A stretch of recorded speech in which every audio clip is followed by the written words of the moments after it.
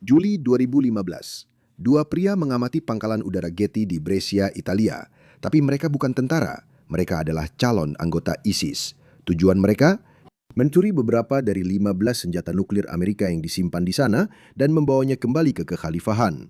Untungnya, itu hanya sebatas pembicaraan. Para pria itu sebenarnya tidak terlalu canggih. Mereka tidak punya senjata dan hanya dibatasi oleh teknologi tahun 2015, jadi mereka dengan mudah tertangkap. Tapi rencana mereka sebenarnya mungkin untuk dilakukan, dan itulah bagian yang penting. Dari teknologi baru dan lama hingga politik yang berubah lebih cepat dari jet tempur, inilah alasan mengapa nuklir Amerika tidak seaman yang kamu kira. Kebanyakan orang berpikir bahwa mereka disimpan di lokasi terpencil dengan penjagaan ketat. Dan memang begitu. Ya, sebagian dari mereka memang begitu. Tapi beberapa senjata ini bahkan tidak berada di tanah Amerika. Mereka disimpan di 6 pangkalan udara NATO di 5 negara asing. Belanda, Belgia, Jerman, Italia, dan Turki. Bukan di lokasi operasi rahasia di pegunungan yang namanya dirahasiakan. Pangkalan udara yang terletak di beberapa daerah sipil terpadat di Eropa. Pangkalan udara Buchel di Jerman berada di tengah-tengah lahan pertanian. Kleine Brogel di Belgia hanya berjarak kurang dari 1 mil dari kota Peer, tepat di pinggir jalan raya. Itu berarti siapapun yang berada di dekat sana tidak perlu repot mencarinya. Mereka sudah berada mudah dijangkau jika seseorang memilih untuk bertindak. Tapi lokasinya sebenarnya tidak pernah benar-benar rahasia. Yang menjadi masalah adalah kerentanannya. Jadi tempat itu seolah-olah benar-benar mengundang terjadinya pelanggaran keamanan besar. Dan itulah yang terjadi pada November 2025. Tidak ada yang secara resmi mengakui atau menyangkal bahwa nuklir itu ada di pangkalan-pangkalan ini. Tapi semua orang tahu bahwa memang ada. Ini adalah salah satu rahasia umum terbesar di Eropa. Gambar satelit mengungkapkan sebagian besar aktivitas yang terjadi di sana, dan teroris amatir itu memperhatikannya. Jawabannya adalah peninggalan perang dingin yang tidak pernah diperbarui oleh siapapun. Kita menjaga target abad ke-21 dengan pola pikir tahun 1960-an. Setidaknya 100 bom B-61 tersebar di seluruh Eropa. Masing-masing cukup kecil untuk dimuat di belakang truk pickup dan mampu melenyapkan kota sebesar Brussels dalam satu ledakan. Semua 100 bom itu jika digabungkan bisa muat di dalam 2 kontainer pengiriman standar. Tapi itu bukan bagian yang mengkhawatirkan. Yang mengkhawatirkan adalah perjanjian politik yang sudah usang, protokol di pangkalan, dan masalah keamanan yang tertanam dalam desain senjata itu sendiri. Nuklir taktis tidak hanya memiliki daya ledak yang lebih rendah. Mereka juga dibuat dengan cara yang berbeda. Bom-bom itu lebih kecil, lebih ringan, dan lebih mudah untuk dipindahkan. Memang harus begitu, kalau tidak jet tempur tidak akan bisa mengantarkannya.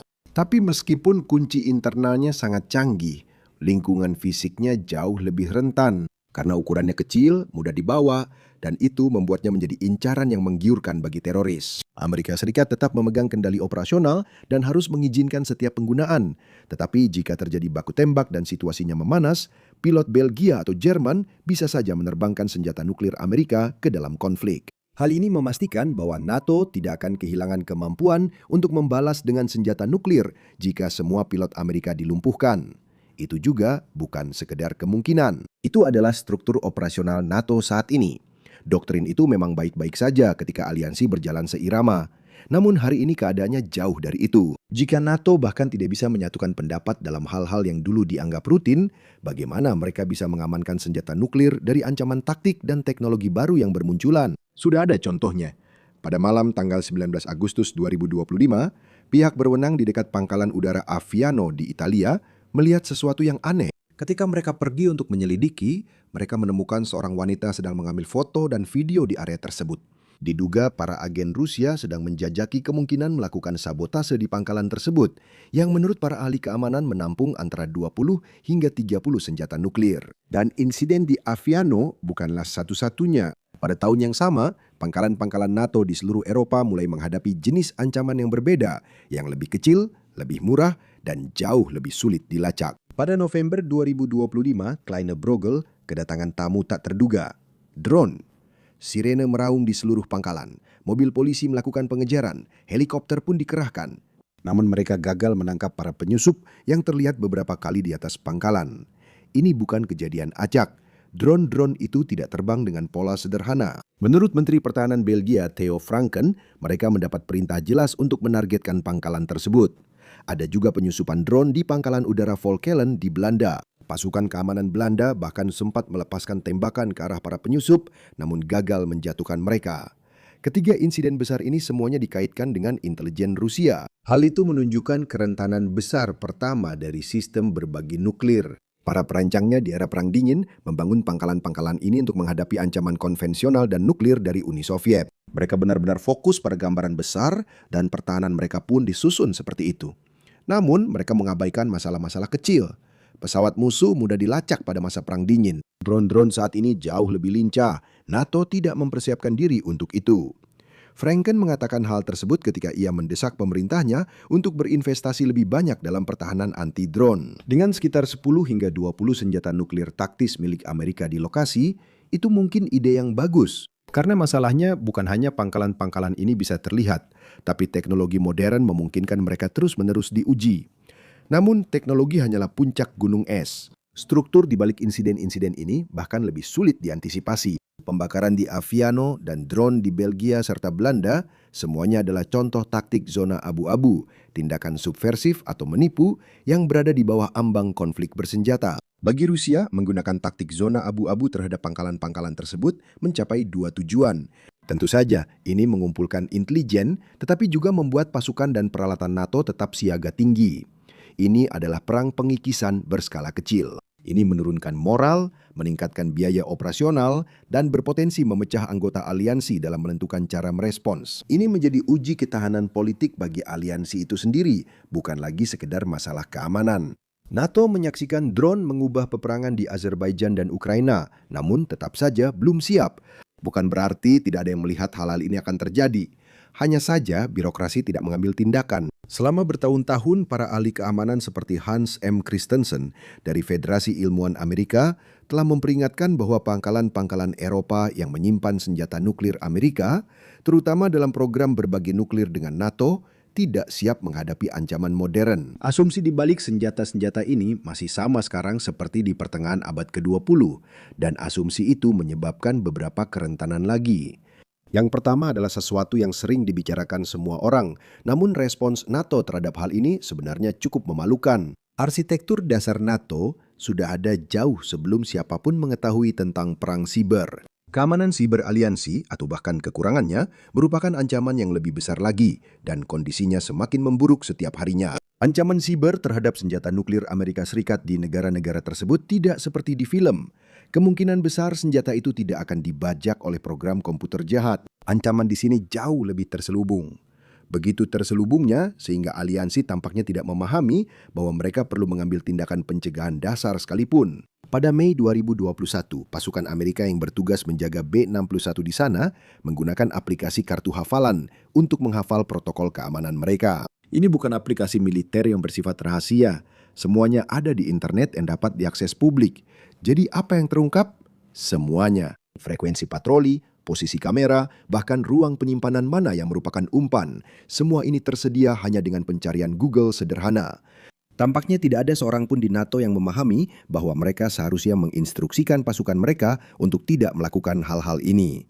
Sekarang semuanya jauh lebih mudah daripada mencari secara online. Dulu, kamu harus memasukkan beberapa frasa yang tidak umum bersama dengan nama-nama pangkalan udara untuk menemukan kartu hafalan tersebut. Sekarang asisten AI dapat mengumpulkan informasi yang tersedia untuk umum dalam hitungan detik. Citra satelit komersial terus diperbarui. Komunitas intelijen sumber terbuka berkolaborasi secara daring dalam waktu nyata.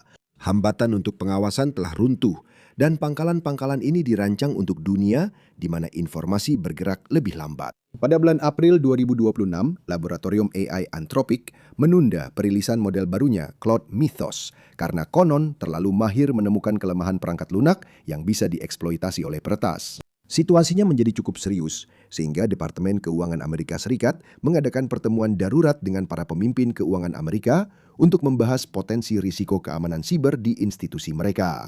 Namun NATO belum menindaklanjutinya. Bahkan, strategi AI tahun 2024 milik mereka sama sekali tidak menyebutkan keamanan siber. Ketika membahas tentang meminimalkan ancaman dari pelaku bermusuhan yang menggunakan AI, mereka membicarakan kemungkinan meningkatnya disinformasi dan penggunaan narasi berbasis gender sebagai senjata. Kebocoran intelijen besar-besaran atau serangan malware terhadap markas dan infrastruktur penting NATO, kemungkinan-kemungkinan itu tampaknya tidak dianggap layak untuk dibicarakan. Bahkan sekarang, aliansi ini masih terjebak dalam pola pikir abad ke-20. Semuanya dimulai dari lokasi markas-markas ini. Markas-markas tersebut berada jauh di dalam wilayah NATO yang dianggap bersahabat. Tujuan utama mereka adalah untuk menampung pesawat dan senjata untuk dikerahkan ke medan perang yang diperkirakan berada di Eropa Timur. Tidak ada yang terlalu memikirkan kemungkinan serangan darat yang terjadi jauh di sebelah barat. Tempat itu sulit dijangkau oleh tentara merah, dan jika keadaan memburuk di timur, senjata nuklir bisa diterbangkan keluar. Para jenderal akan diperingatkan terlebih dahulu. Itulah sebabnya para komandan berpikir bahwa pagar, kamera keamanan, dan patroli ringan sudah cukup untuk mengamankan area pangkalan. Dan memang cukup, setidaknya untuk sementara waktu. Pada Januari 2010, sekelompok aktivis perdamaian asal Belgia berhasil menembus pertahanan Kleine Brogel. Itu tidak sulit dilakukan. Ada lubang di pagar, jadi mereka langsung melewatinya. Selama lebih dari 1 jam, mereka bergerak di area terbatas dan bahkan menandai sebuah tempat perlindungan yang menampung pesawat yang mampu membawa senjata nuklir. Lalu mereka berhasil berjalan melintasi landasan sebelum akhirnya ditangkap oleh hanya 1 penjaga. Dan ini bukan kejadian yang terisolasi juga. Pada 19 Juli 2018, para aktivis di Jerman memotong lubang di pagar di pangkalan udara Büchel. Lalu mereka masuk ke area terbatas, lagi-lagi di siang bolong, dan tetap berada di sana selama lebih dari 1 jam. Semua 18 orang itu. 3 dari penyusup itu bahkan memanjat ke atas bunker aktif yang diduga menyimpan beberapa senjata nuklir. Ini hanyalah 2 dari contoh yang lebih ekstrim. Pangkalan-pangkalan itu telah dibobol berkali-kali. Tempat-tempat itu praktis menjadi semacam Mekah bagi aksi pembangkangan sipil di Eropa. Para petinggi NATO memang tidak membangun sistem keamanan di pangkalan untuk menghadapi aksi warga sipil. Tapi disinilah hal-hal menjadi benar-benar mengkhawatirkan. Sebenarnya mengamankan pangkalan-pangkalan ini dari masyarakat sekitar tidaklah mudah, karena bahaya terbesar bagi senjata nuklir itu bukanlah taktik zona abu-abu, drone, atau serangan siber yang katastrofik. Bahaya terbesarnya adalah politik biasa. Karena bom-bom itu sekarang tidak hanya disimpan di dalam sistem militer saja. Bom-bom itu sekarang berada di dalam masyarakat demokratis yang semakin sering mempertanyakan mengapa mereka ada di sana. Para aktivis yang menerobos masuk ke Büchel pada tahun 2018 ditangkap dan dibebaskan tanpa dakwaan. Perlakuan lunak itu tidak berhenti sampai di situ. Di Falkland pada 8 Agustus 2023, 10 aktivis perdamaian menerobos masuk ke pangkalan, pergi ke landasan pacu, ditangkap dan dibebaskan setelah diperintahkan membayar denda kecil. Tidak satupun dari mereka yang membayarnya. Mengapa orang-orang ini bisa lolos begitu saja? Karena bukan hanya para aktivis perdamaian yang ingin senjata nuklir itu dihapuskan. Banyak orang di dalam pemerintahan tuan rumah yang setuju dengan mereka. Mereka juga tidak ingin senjata nuklir Amerika ada di sana. Sejak awal memang tidak pernah mau. Ironisnya, itulah salah satu alasan mengapa senjata-senjata itu tidak diamankan dengan lebih baik. Para politisi tidak ingin menambah keamanan di pangkalan-pangkalan itu, karena hal itu akan membuat mereka tidak populer atau bertentangan dengan keyakinan mereka sendiri. Pada bulan Juni 2008, Angkatan Udara Amerika Serikat mempelajari masalah ini dan memperingatkan bahwa sebagian besar lokasi senjata nuklir di Eropa tidak memenuhi persyaratan keamanan yang diperlukan. Kamera pengawasnya tidak memadai, bahkan pagar pembatasnya pun tidak memenuhi standar. Pihak Eropa tidak setuju, dan Kongres tampaknya lebih ingin menghindari insiden internasional daripada memperbaiki keadaan. Anggap saja itu sebagai tindakan solidaritas dengan anggota NATO lainnya. Risiko politisi anti-nuklir yang mencoba mencari suara sebelumnya masih bisa dikendalikan. Tapi aliansi NATO sekarang sudah tidak seperti dulu lagi. Bukan seperti pada masa Perang Dingin, bahkan bukan seperti 10 tahun lalu. Pada tanggal 16 Januari 2020, Parlemen Belgia melakukan pemungutan suara tentang penghapusan senjata nuklir di Kleine Brogel. 66 suara mendukung penghapusan, 74 suara menolak. Senjata-senjata itu tetap ada, tapi dengan selisih suara seperti itu, Pentagon tidak bisa benar-benar yakin bahwa hasilnya akan sama ketika pemungutan suara berikutnya dilakukan. Dan Belgia bukan satu-satunya. Parlemen Belanda telah berulang kali mengesahkan mosi untuk melemahkan perjanjian berbagi nuklir. Setelah meminta ASX untuk menarik senjata nuklir pada tahun 2010, Belanda mencoba memastikan bahwa F-35 yang akan datang tidak dapat membawa B-61, sehingga pada praktiknya bom-bom B-61 itu akan menjadi usang. Kemudian para anggota parlemen mencoba meminta Kongres Amerika Serikat untuk menghentikan pendanaan bom-bom di wilayah mereka. Dan setiap kali pemerintahan Jerman yang baru terbentuk, perdebatan itu dibuka kembali, tetap menyimpan senjata di Büchel atau menghapusnya. Pemerintah-pemerintah ini tidak punya pilihan. Mereka harus terus mengangkat isu ini berulang kali karena senjata nuklir Amerika di Eropa memang tidak pernah populer sejak awal. Pada tahun 2019, mayoritas kuat di Jerman dan Italia, serta hampir setengah penduduk di Belgia dan Belanda menginginkan senjata nuklir itu dikeluarkan. Kurang dari sepertiga yang ingin senjata itu tetap ada. Beberapa hal telah berubah belakangan ini. Rusia menginvasi Ukraina, jadi setidaknya orang Jerman menjadi lebih mendukung senjata nuklir di Büchel. Hampir saja. Sekarang 52% orang di sana mengatakan mereka mendukung bom B61. Tapi itu tidak pernah dijamin mengingat politik Jerman yang semakin terpecah. Dan permusuhan terhadap program berbagi nuklir juga meluas hingga ke seberang Atlantik. Para aktivis yang ditangkap dan dibebaskan di Büchel bukan hanya berasal dari negara-negara Eropa anggota NATO. Beberapa dari mereka sebenarnya adalah orang Amerika. Dan pendapat mereka sebenarnya tidak jauh dari arus utama. Sebuah jajak pendapat YouGov pada Maret 2024 mengungkapkan bahwa setengah dari warga Amerika menginginkan dunia bebas senjata nuklir. 63% berpikir bahwa senjata nuklir membuat dunia menjadi kurang aman. Namun, fondasi NATO yang mulai rapuh tidak hanya disebabkan oleh kontroversi senjata nuklir. Amerika Serikat adalah kekuatan pendorong di balik pembentukan NATO. Sekarang, organisasi itu mulai terlihat lelah. Dan bukan berarti Washington benar-benar tidak masuk akal soal ini.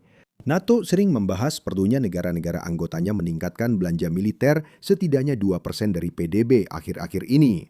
Tetapi Amerika masih menanggung hampir 70% dari total biaya militer. Tapi perang Ukraina telah mengubah banyak hal. Sekarang Washington tidak bisa menarik senjatanya tanpa dianggap lemah dan semakin merusak asumsi di balik aliansi NATO. Penarikan senjata nuklir secara tiba-tiba akan mengirimkan pesan. Komitmen Amerika terhadap Eropa dan pasal 5 NATO sekarang sangat dipertanyakan. Xi Jinping juga akan menafsirkan sesuatu dari hal itu saat dia mempertimbangkan kemungkinan aksi militer terhadap Taiwan. Jadi bahkan pangkalan-pangkalan yang terletak di samping jalan raya di Belgia atau lahan pertanian di Jerman tiba-tiba menjadi simbol apakah Amerika benar-benar akan berjuang untuk Eropa. Begitulah senjata-senjata ini berubah dari alat militer menjadi sandera politik. Bagi negara tuan rumah, masalahnya berbeda. Mereka tidak bisa secara langsung meminta orang Amerika untuk mengambil bom-bom itu tanpa membuat aliansi NATO di pihak mereka menjadi tidak stabil.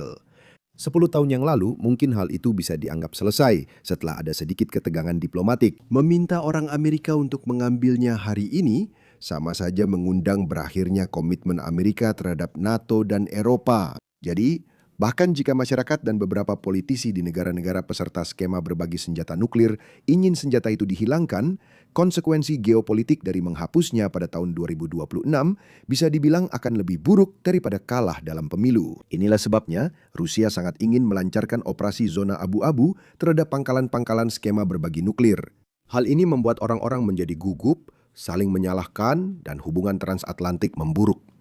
Menargetkan pangkalan-pangkalan tersebut adalah langkah cerdas dari pihak Putin. Bom-bom tersebut membantu menjaga aliansi tetap bersatu dengan membuatnya terlalu penting untuk gagal. Tetapi bom-bom itu juga berarti risiko keamanan yang serius jika situasi politik di negara tuan rumah menjadi terlalu tidak stabil. Jadi, tidak ada yang benar-benar tahu harus berbuat apa dengan masalah yang semakin rumit ini. Setiap pembobolan keamanan, setiap drone, setiap kartu flash Quizlet, semua itu bukanlah bahaya yang sebenarnya. Bahaya yang sebenarnya adalah ketika negara yang menjadi tuan rumah, senjata nuklir Anda berhenti menjadi sekutu Anda. Kabar baiknya adalah 4 dari 5 negara yang menjadi tuan rumah nuklir ini sebagian besar stabil, setidaknya di wilayah mereka sendiri. Mereka bukanlah tempat yang tampak akan kacau sewaktu-waktu. Jika senjata di sana menjadi target politik, Washington kemungkinan besar akan diperingatkan terlebih dahulu. Pemungutan suara di parlemen secara definisi adalah pemungutan suara publik. Norma-norma demokrasi membantu membuat segalanya lebih dapat diprediksi. Namun negara kelima yang menjadi tuan rumah sangat berbeda. Ada sekitar 20 senjata nuklir taktis di pangkalan udara Incirlik di Turki bagian timur. Ini adalah lokasi yang ideal pada masa Perang Dingin. Lokasinya berada dalam jangkauan pangkalan-pangkalan penting Soviet dan tetap relatif aman dari serangan balasan langsung. Sekarang tempat ini bukan lagi lokasi yang baik karena 3 alasan. Pertama, jaraknya kurang dari 70 mil dari perbatasan Suriah. Kedua, tempat ini berada dalam jangkauan rudal Iran. Dan Iran tidak bisa melewati sistem interceptor Incirlik. Namun Iran masih bisa menargetkan pangkalan itu dengan cara lain. Pada Januari 2026, agen intelijen Turki menahan 6 orang yang berencana melakukan pengintaian di lokasi tersebut. Alasan ketiga mengapa Incirlik sekarang bukan tempat yang baik adalah karena letaknya di Turki, sebab Turki semakin menjadi pihak yang terasing di NATO. Sejak 2003, Recep Tayyip Erdogan telah membuat banyak musuh. Politik di Turki sekarang sudah tidak seperti saat Perang Dingin dulu. Turki dan Rusia telah menjadi musuh selama berabad-abad. Perang Dingin pun tidak berbeda. Sekarang Erdogan dengan lihai memainkan kedua belah pihak dalam perang di Ukraina. Dan dalam hal pandangan dunia serta filosofi pemerintahan, dia lebih banyak memiliki kesamaan dengan Putin daripada dengan sekutu NATO-nya sendiri. Jadi wajar saja orang-orang mulai membicarakan tentang mengeluarkan Turki dari NATO. Tapi Erdogan memiliki daya tawar pamungkas, yaitu senjata nuklir yang bukan miliknya tapi tetap berada di negaranya. Tiba-tiba, penempatan itu tidak lagi terlihat seperti jaminan keamanan, melainkan lebih seperti risiko. Jika kerusuhan pada tahun 2016 adalah sebuah peringatan, bayangkan betapa besarnya ancaman yang bisa ditimbulkan oleh pemerintah Turki itu sendiri. Semua unsur untuk krisis sandera terburuk di dunia sudah ada, dan Turki bahkan tidak perlu keluar dari NATO agar situasinya menjadi buruk. Amerika Serikat mungkin secara fisik tidak mampu memindahkan bom B-61 dari Incirlik. Meskipun bom-bom itu tetap berada di bawah kendali operasional Amerika, Turki mengendalikan wilayah udara berdaulatnya dan perimeter pangkalan tersebut. Jika Washington suatu saat memerintahkan penarikan, Turki bisa saja menolak izin pesawat angkut Amerika untuk mendarat. Dan ini bukan sekedar ancaman teoritis. Itu terjadi pada Juli 2016 ketika tank-tank meluncur di jalanan Istanbul, Ankara, dan kota-kota lain di seluruh negeri. Jet tempur berada di langit menjatuhkan bom ke parlemen mereka sendiri. Jenderal tertinggi Turki diculik oleh pengawalnya sendiri. Pasukan itu menyebut diri mereka Dewan Damai di dalam negeri. Tujuan mereka untuk menggulingkan Erdogan dari kekuasaan. Awalnya tampaknya mereka akan berhasil. Lalu sesuatu terjadi. Orang-orang turun ke jalan dan menghadang tank hanya dengan pisau dapur mereka. Dengan bantuan militer dan polisi yang berpihak, mereka berhasil mengalahkan para pemberontak. Namun sebelum itu, pangkalan Incirlik terseret ke dalam kekacauan. Operasi udara melawan ISIS pun ditangguhkan. Turki memberlakukan zona larangan terbang di atas pangkalan tersebut, yang berarti pesawat Amerika bahkan tidak bisa kembali ke sana. Keamanan di Incirlik dinaikkan ke level Delta, tingkat paling parah yang bisa diterapkan. Listrik diputus dan butuh beberapa hari untuk dipulihkan. Dan yang paling penting, personel Amerika Serikat di lokasi tidak diizinkan meninggalkan lokasi mereka. Dengan kata lain, pemerintah Amerika Serikat kehilangan akses ke aset-asetnya sendiri, termasuk senjata nuklirnya. Itulah saat di mana seluruh logika berbagi nuklir di Turki mulai terlihat berbeda. Pejabat pertahanan Amerika Serikat secara pribadi telah memperingatkan bahwa senjata-senjata itu pada dasarnya terjebak. Para analis khawatir bahwa Erdogan menganggap siapa yang menguasai, dialah yang berhak. Secara teknis, Turki mungkin tidak memiliki atau mengoperasikan senjata nuklir itu. Tetapi karena senjata-senjata itu berada di tanah Turki, pejabat Amerika Serikat khawatir Erdogan menganggapnya secara efektif sebagai milik Turki. Itulah skenario mimpi buruknya. Senjata nuklir Amerika dilindungi oleh pemerintah yang semakin tidak sepenuhnya dipercaya oleh Washington. Itulah sebabnya para pakar keamanan Amerika ingin menentang Erdogan dan memindahkan senjata-senjata itu dari Turki selama bertahun-tahun, terlepas dari apa yang dia pikirkan. Jika itu berarti melanggar perjanjian, maka biarlah. Tapi ada masalah. Melakukan langkah itu akan mengakhiri aliansi Amerika dengan Turki. Karena begitu kerangka perjanjian runtuh, konfrontasi tidak lagi bersifat diplomatik dan mulai menjadi operasional. Dan jika Erdogan mendapat bocoran, ada hal-hal yang bisa dia lakukan untuk menyelamatkan muka.